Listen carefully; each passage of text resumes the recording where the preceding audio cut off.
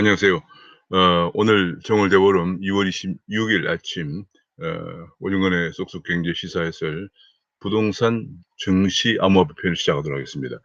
그러면 이제 올리는 자료를 같이 공유하면서 보시겠습니다.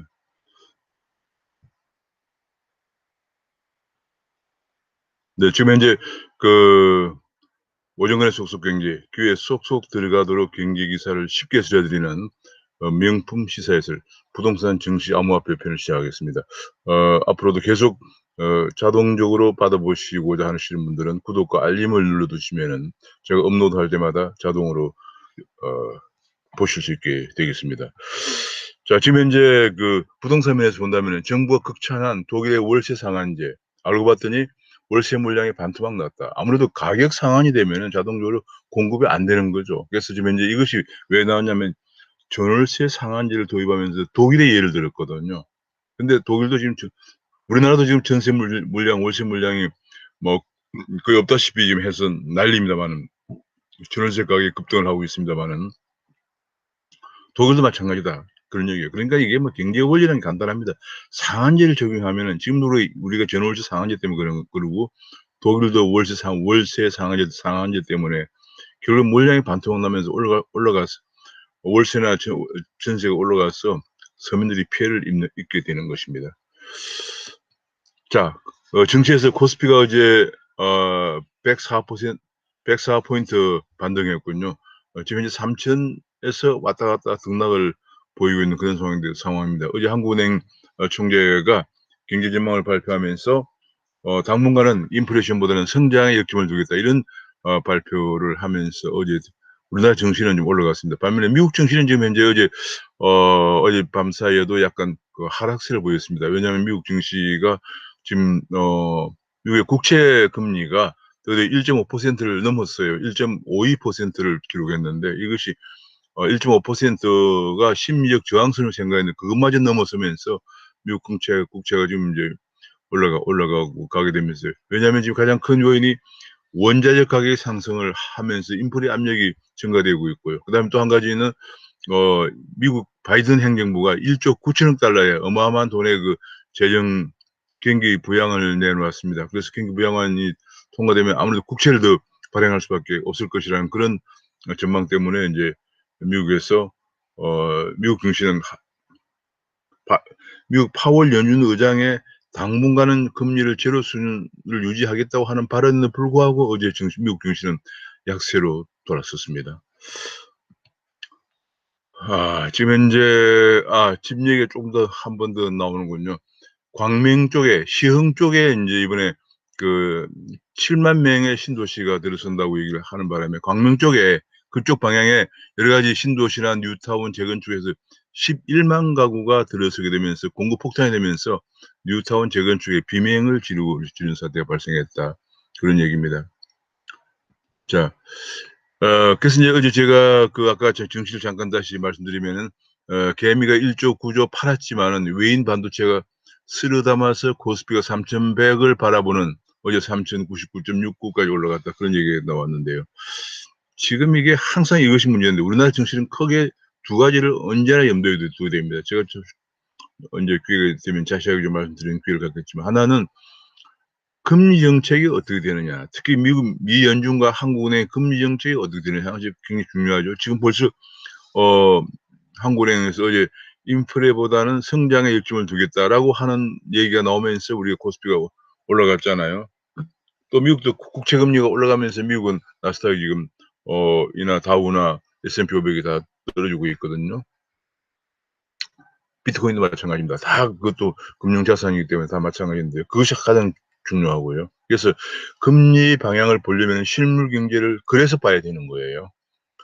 어떤 많은 분들은 이제 그냥 이 뭐 증시만 바라보면 된다 해가지고 그것만 관심을 가지고 제가 이번에 두 개로 시사회설을 두 개로 나눴더니 정책, 실물, 금융 그다음에 부동산, 증시, 암호화폐로 나눴더니 부동산, 증시, 암호화폐 쪽에 접속하신 분들 수가 거의 2배쯤 돼요. 그러니까 그것만 봐서는 안 되고 실물을 봐야 돼요. 실물을 봐야만이 중앙은행이 어떻게 통화 정책을 할 것인지를 알게 되는 거거든요.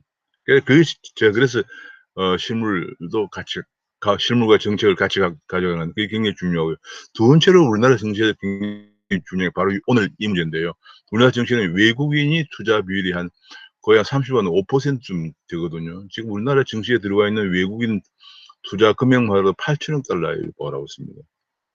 그렇기 때문에 외국인들이 큰 손이죠. 큰 손인데 문제는 외국인들이 언제 들어오고 언제 나가느냐 그것이 중요합니다. 외국인들의 투자 수익률은 두 가지입니다. 하나는 주가 상승률 플러스 우리 원화 가치 상승률이에요. 왜냐하면 가지고 나갈 때 우리 원화 가치가 강세면은 달러를 더 많이 바꿀 수가 있거든요. 그래서 인제 제가 계속 장기적으로 한번 점검해 본 적이 있는데 주가 상승률 플러스 원화 가치 상승률을 외국인 투자 수익률을 보면 돼요.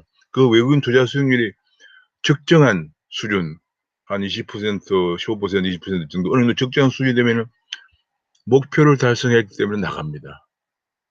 그러니까 이게 뭐냐면 외국인들이 주로 인제 우리나라에 들어오는 외국인들은 엄청나게 예컨대 큰 펀드들이 많이 들어오는데 펀드들은 프로그램에 의해서 일정한 수익률이 달성되면 나가는 거예요. 그리고 또다시 그런 여건이 되면은 또 들어오죠. 그 반대 여건이 되면은 이제 주가가 좀 하락하고 환율도 좀 절하가 됐으니까 주가도 올라갈 거고 환율도 절상이 되겠지 하면 또 들어옵니다.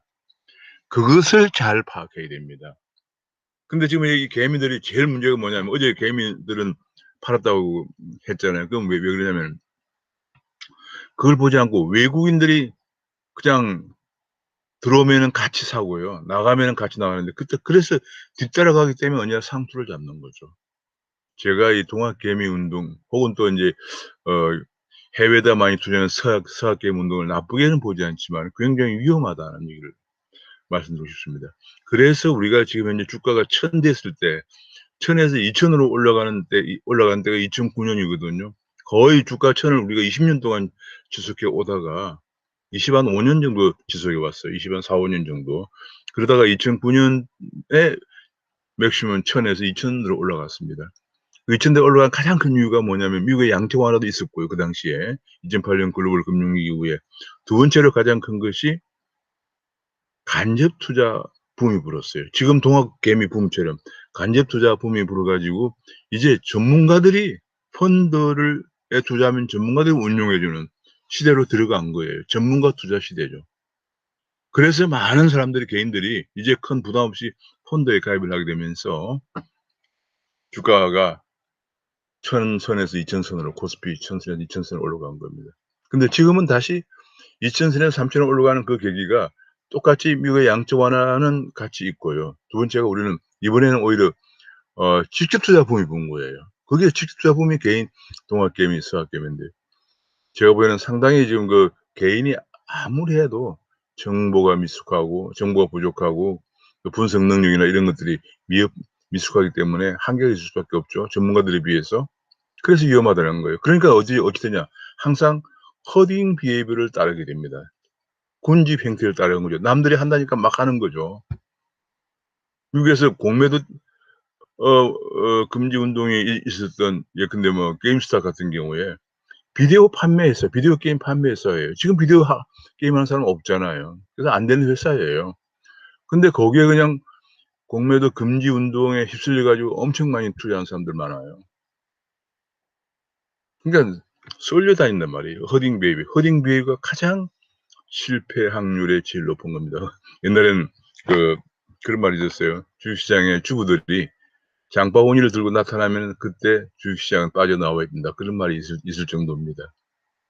그래서 제가 지금 요즘 가장 걱정하는 것이 지금 현재 우리 동학개미, 서학개미들 특히 젊은 분들이 정말 집값 너무 올라서 집 사기도 힘들고 하다 보니까 일종의 주식도 패닉 바잉 상태예요.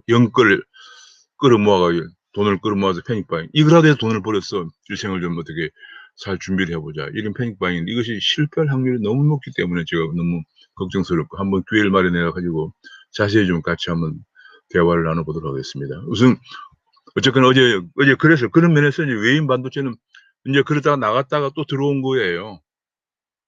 오는데 이미 인제 나갈 무렵에 주가가 코스피 3,000 한 100선 정도 갔기 때문에 이제 뭐 여기서 등락을 보니까 많이 올랐다 해서 개인들은 팔았는데 외인들은 그걸 또 쓸어 담죠. 그래서 고런 변곡점, 외국인들과의 그 밀당을 벌이는 변곡점을 또 잘 살펴봐야 된다 하는 것이 굉장히 중요합니다. 자, 그다음에 인제 그런 가운데서 SK하이닉스나 마이크론 주가가 올라갔다. 그거는 아까 조금 전에 제가 말씀드린 것처럼 실물 부분에서 말씀드린 것처럼 반도체 부족 현상 때문에 반도체 슈퍼 사이클이 올 것이다 하는 것 때문에 지금 SK하이닉스나 삼성전자, 미국의 마이크론 주가들이 지금 올라가고 있다 그런 얘기고요. 외국인들이 어제 외국인과 기관이 2조 쌍끌이 매수를 하는 바람에 코스피가 3,000대 다시 안착됐다 그런 얘기가 나오고 있고요. 그러다 보니까 하루에 100포인트 정도 등락을 보이면서 일희일비하는 그런 울릉 증상을 보이는 증시를 보이고 있다 그런 얘기가 나왔습니다. 서학개미들이 미국에 사들인 주식이 53조 원에 이르는데 특히 2021년 2월 달에만 27조 원을 사들였다는 얘기거든요.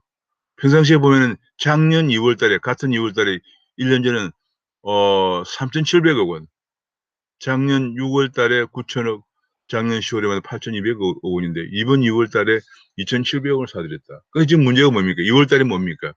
바로 오늘 아침에도 미국 국채 금리가 1.52%를 까지 도달하면서 심리적 저항선이 1.5까지 돌파하면서 미국의 다우, 나스닥, S&P 500이 다 하락세로 돌아서고 있는 때입니다. 제가 그래서 굉장히 지금 아까 조금 전에 말씀드린 것처럼 허딩 비헤이비어를 따라가면 굉장히 위험하다는 거. 그래서 실물 경제를 보고 그다음에 금리 정책 이런 걸 보면서 좀 거시적으로 움직이고 타이밍을 잘 봐야 된다는 거. 그런 분석이 있어야 된다는 걸 제가 말씀드리고요. 그분이 전부 6월 달에 2조 7천억이나 서학개미 투자 중에서 해외 계좌의 30대가 3분의 1이다. 그리고 30대가 전부 다 패닉 바잉을 하는 거죠. 그리고 저도 뭐 30대를 거쳐왔지만은 30대는 아직 경제 전체의 전모를 알기가 힘든 나이예요. 여러 가지 면에서. 지금 뭐 SNS가 발달해 가지고 많은 정보를 안다. 옛날보다는 많이 좋아졌죠. 그렇지만은 아직도 허딩 비입을 하지 않고 정말로 돈을 벌 수 있는, 투자를 할 수 있는 그런 실력을 갖추기에는 아직도 어린 나이입니다. 이제 학교를 졸업하고 사회에 나온 지가 얼마 안 됐거든요. 아주 허딩 비입을 하기가 좋은 나이죠, 거꾸로 얘기하면은. 제가 정말 걱정을 많이 하고요. 사실 이게 공부가 굉장히 필요한, 경제를 볼 수 있는 안목이 필요한 그런 투자예요. 그런 거 없이 바로 그냥 이렇게 30대가 2조 7천억에 지난 한 달 동안에 투자를 했는데 그 30대가 3분의 1이라는 것이 제가 앞으로 국내 집값도 많이 올라서 지금 패닉 상태에 빠져 있는 젊은 분들이 너무 걱정을 많이 합니다. 자, 그다음에 파월은 3년 후에나 금리 올린다고 얘기했지만 시장은 다르다. 파월은 계속적으로 이제 지난 12월에 연준은 1년에 8번 FOMC가 열리는데 그 8번 중에서 3, 6, 9, 12 1년에 4번 경제 전망을 하는데요. 지금 최근에는 작년 12월에 했거든. 12월 FOMC에서 한 전망을 토대로 거기서 보면 이제 2023년 정도 돼서 완전 고용과 물가 상승률 목표 수준에 도달하는 걸로 나왔거든요. 그래서 지금 이 얘기를 계속하는데 좀 시장 상황이 바뀌고 있다는 거. 그래서 아마도 시장은 조기 긴축 우려를 계속하고 있는 상황입니다. 비스듬 지수를 보면은 이게 어제 우리나라에서는 5,700만 원대로 다시 또 올랐었군요. 미국에서 지금 현재 뭐 거의 $50,000대에서 지금 약간의 등락을 보이고 있는 그런 상황입니다. 지금 현재 제가 지금 막 보니까 $49,000대 갖고 또 엊그제도 $52,000 갔다가 등락을 보이는 그런 상황입니다. 그러니까 이것도 지금 왜 이런 현상을 보이느냐? 지금 언론에서는 계속 테슬라의 누구 한마디 얘기했는데 그것도 굉장히 중요합니다, 사실은. 단기적으로 그 사람들의 소위 말하는 고래들의 움직임이 굉장히 중요한데요. 더 중요한 것은 미국 연준의 통화 정책과 금리 정책이 어떻게 가느냐가 가장 중요한 거예요. 주가와 똑같습니다. 이거는 가치 금융 자산이기 때문에 그렇게 봐야 되고요. 미국의 연준의 통화 정책은 다시 실물 경제 움직임을 잘 봐야 됩니다. 어떤 지표를 봐야 되느냐 그런 건 이제 차차 제가 말씀드리도록 하겠습니다. 자, 우리가 이제 가상화폐 가격이 올라가서 편의점 결제도 껑충 뜨고 있다. 앞으로 이제 얼마 전에 페이코인 얘기가 나왔습니다만은 페이코인 결제가 1244%나 늘었다는 얘기입니다. 앞으로 이제 점점 이렇게 되면은 한국에서도 암호화폐를 위한 지금 현재 페이코인의 거래가 더 많이 증가할 그런 전망입니다. 지금 이제 테슬라를 비롯해서 많은 이번에 이제 테슬라뿐이 아니고 뭐 여러 인제 그 투자 회사들이 암호화폐 시장에 뛰어들고 있는데요. 이들은 왜 여기 뛰어드나? 한마디로 정부 통제를 받지 않는 금융 권력을 꿈꾸고 있다 그런 얘기예요. 지금 인제 본래 이게 암호화폐라는 게 정부 통제를 받지 않는 통화 체제를 구축하자 하는 데서 출발한 거거든요. 왜냐하면 2008년 글로벌 금융위기 때 전 세계에 그야말로 전 세계에 뭐 수천만 명이 엄청난 타격을 입고 경제가 붕괴되었거든요.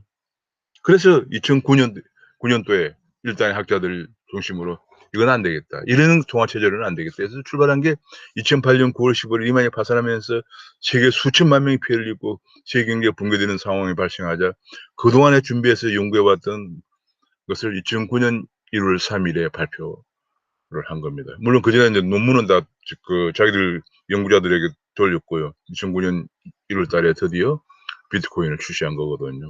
그래서 어떤 정부의 통제도 받지 않는 금융 권력을 꿈꾸고 있다. 그런 얘기가 분석 기사가 나왔습니다. 또 한 가지 인제